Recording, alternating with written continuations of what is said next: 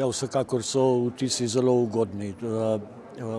Sprejeti ukrepe, definirati ukrepe, ki naj bi pripomogli k odličnosti slovenskega gospodarstva in slovenske družbe nasploh, je seveda odličen dogodek in odlična priložnost, da slišimo glas gospodarstva, avtentičen glas gospodarstva, zbranega na enem mestu.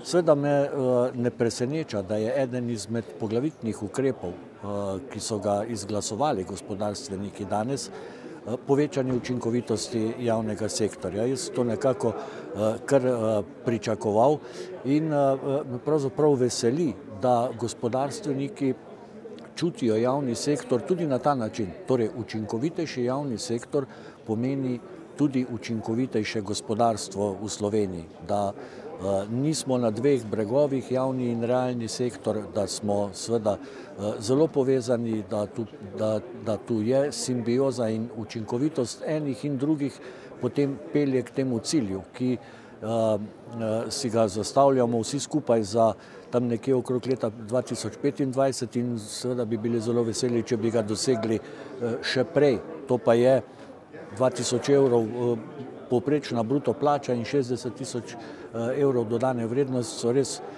cilji, za katerimi moramo stremeti vsi, torej tako gospodarstvo kot tudi javni sektor.